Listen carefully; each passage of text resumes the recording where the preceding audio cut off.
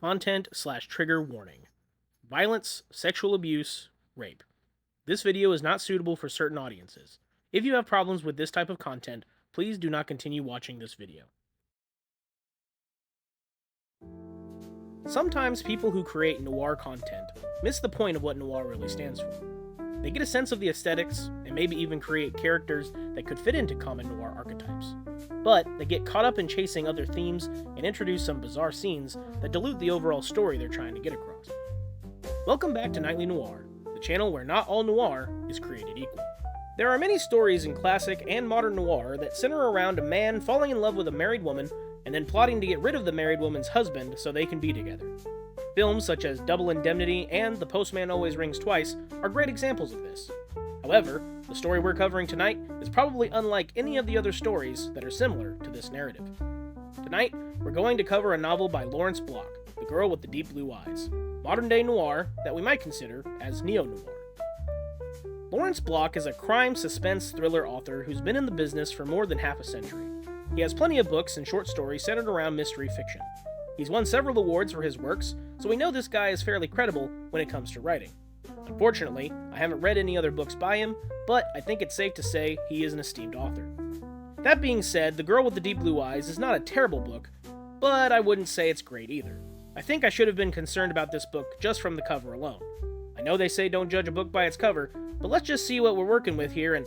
Oh boy. Yeah, I should have taken this cover into more consideration. The novel focuses on a retired NYPD officer turned Florida private investigator, Doak Miller. Right at the beginning of the book, we see our protagonist, if you could call him that, looking for a place to stay in Florida. As he speaks with the realtor handling this case, we see one of the main problems that persists throughout the novel, and the main reason I had to put that content warning at the beginning of the video.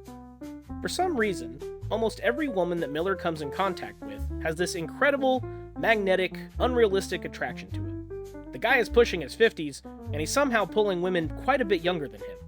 Not only that, but there are several, maybe even more than several, unnecessary detailed sex scenes, including right in the very first chapter. At first you think this is just to establish the type of character Miller is, but no. Every scene distracts from the main plot the author is attempting to write. On top of that, the realism of it all is just not there. But I'm getting ahead of myself. Miller has been working with local police for a bit just to keep cash flowing in and to keep himself busy. Not to mention, he knew his pension from the NYPD wouldn't last him forever. The police get a tip that a woman is planning to hire a hitman to off her husband for some reason. You know, classic noir stuff. This husband of hers just so happens to be a fairly financial, affluent member of the local community. Successful businessman and all that mess, you know. So we see Miller get roped into playing the supposed hitman she wants to hire so they can catch her before anything could possibly get worse. Oh, but it does get worse. Much, much worse.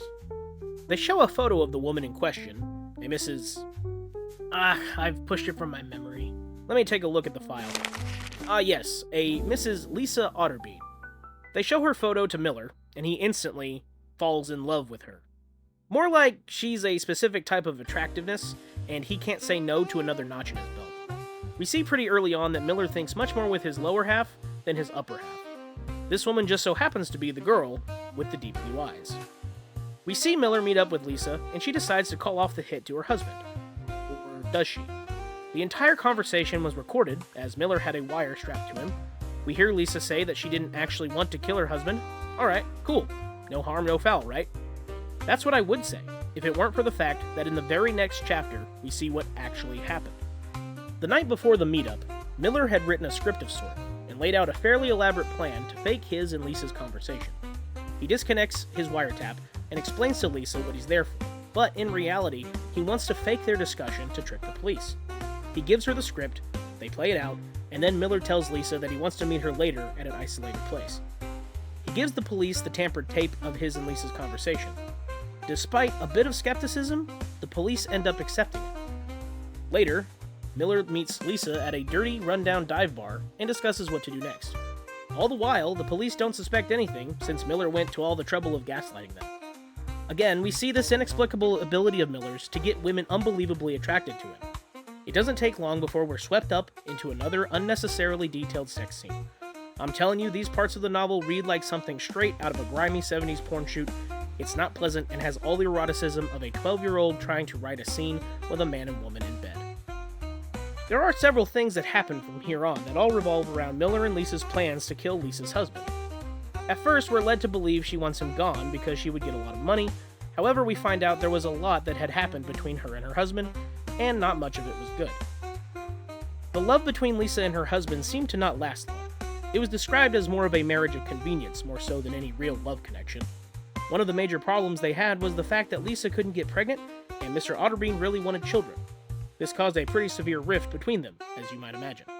We then come to learn that her husband became increasingly more agitated, and eventually it came to a head when he brought home one of his workers late one night. I think it's important to say right here and now that this part is a major reason why I put up those trigger warnings at the beginning of the video. If you have any issues with sexual abuse, assault, or rape, please click off of the video. Mr. Otterbein commands his worker to forcefully have sex with his wife. During this, he instructs them both to do absolutely heinous things, and it ends with Mr. Otterbein getting Lisa's hair dirty from him getting off to the whole thing. I'll admit, this part was hard to read. It does a well enough job of explaining why Lisa wants her husband dead. However, the scene might have been okay without so much detail. Don't get me wrong, I'm familiar with the fact that Noir is dirty and grimy, but under many circumstances, it's not usually represented in this manner. Needless to say, Miller is even more motivated to get rid of Lisa's husband after hearing this, and begins doing research and digging into his personal life. This part of the book is actually pretty good. It shows Miller's capabilities as an investigator and his methods of doing so. The biggest issue, though, is he begins fantasizing about a neighbor he interrogates to get more information on Mr. Otterbein's routine. Then later, we see him go back and have his way with that said neighbor. And Lisa, the one who is supposedly in love with Miller, encouraged him to do so in the first place. That's true love right there, isn't it, ladies and gentlemen? This is also the part of the novel that admittedly seems a bit more like an afterthought than a true plot point. During another sex scene between Lisa and Miller, I know there's just so many of them, he confides in her about his time as an NYPD officer. He tells her there was a time when he killed a man who was hurting a woman, and admits that he didn't have to kill the man, but he wanted to. After the kill, he realized he loved the way it made him feel. He says he hasn't killed since then, but the urge is always there. There were a few hints to him having this nature earlier on in the novel, but it wasn't fully explored, and it still isn't fully explored by the end of the novel, which is why this part of Miller's character seems a bit undercooked. We see him fight with these urges one time when he is having relations with that neighbor I mentioned earlier, and another time when he fantasized choking another girl to death. Coincidentally, that girl he fantasizes about is Mr. Otterbein's mistress. Miller finds out about this by inadvertently getting hired by Mr. Otterbein to look into the girl's history and social network. I'm telling you, this story goes to some strange places. He sneaks into the girl's apartment and snoops around. He almost gets caught, and that's when he has the fantasy of killing her to keep himself safe. Sure, Miller. Murder has historically always kept someone safe. After looking into the girl's life, he comes to the conclusion that Mr. Otterbein intends to have a child with her. This gets Miller's mind turning and coming up with a plan to take care of Mr. Otterbein while also making sure that Lisa gets a hefty sum from his life insurance policy and all of his assets. What's funny about this part of the novel is that Miller spends a lot of time watching classic film noirs that are closely related to his current situation. Double Indemnity and The Postman Always Rings Twice are both referenced, and Miller points out several times how the couples in these films never get away with the crime they try to commit. This of course makes him nervous and paranoid as his plan continues to take shape. Eventually, he believes he has it all figured out, and takes the steps necessary to complete it. It's time for the obligatory spoiler warning for the end of The Girl with the Deep Blue Eyes. I'm not going to go into great detail as much as I am going to analyze how this crazy story ends. The story sets up Miller sneaking into Mr. Otterbein's mistress's apartment once more. He gets close to getting caught, but does make his way inside. Then, it just describes him leaving. That's curious. Then it cuts to a news report of the death of Mr. Otterbein and the girl in that same apartment, and based on the evidence, it appears to be a homicide and suicide. Then it shows what Miller did once he got into the apartment. He choked the girl to death while she was alone, and then Mr. Otterbein came in as part of his routine that Miller was aware of. He killed him, and then set the stage of evidence to make it appear as though Mr. Otterbein had been the one to kill the girl, and then, racked with guilt over it, killed himself. All the evidence was displayed to mark perhaps a crime of passion, trouble in paradise, that sort of thing. The details of this scene are gruesome, and I won't be going over them, but just know that this is the moment we see Miller become a true monster. It then focuses on Miller's paranoia and sort of guilt? It's not described as such, more like a fear of getting caught. He waits at his home for several days, expecting the police to come by and interrogate him or just straight up arrest him. He focuses on the films that he recently watched and continues to believe that his life will go the same way as those in the movies. Eventually, after about a week, Miller has still not been contacted by the police. He gets the courage to reach out to Lisa, who at this point had been interrogated plenty over the death of her husband. The processes go through to where she now has all of her husband's assets, and she knows she'll be financially secure for the rest of her life. Her and Miller meet up and discuss their plans as well as the murders that he had executed. He talks about how he didn't get any satisfaction from killing them, that he felt more emotionally detached when he was doing it. He then explains how he's not sure how he got away with it, and referenced those old film noirs. Lisa simply says, "That's the movies, this is life." My argument to that is, yes, those are movies, but this is a novel, and abides by similar rules.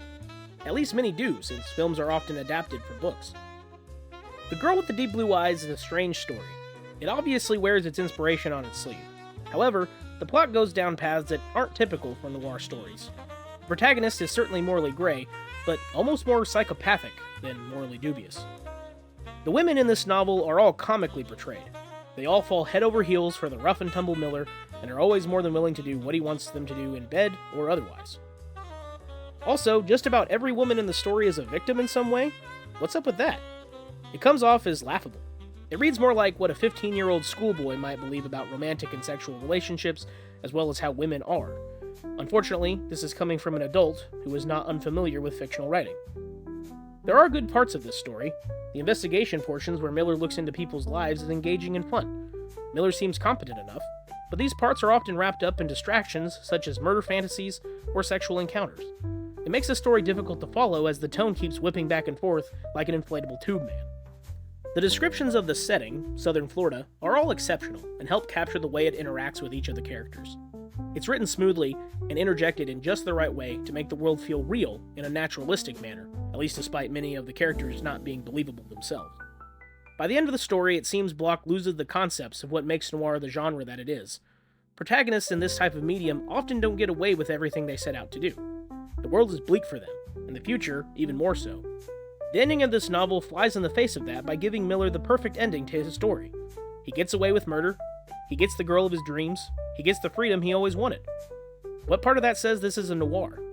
It just seems like Bloch, much like many other characters in the novel, fell in love with Miller and wanted him to come out on top, even if that meant losing the plot in the process. Well, that was certainly a ride. Noirs come in all shapes and sizes, but unfortunately not all of them stick the landing. How well do you think this one did? Leave your thoughts down in the comments. You can follow me on Instagram and Blue Sky for even more noir goodness. Thanks for watching. This has been Nightly Noir, and have a good night.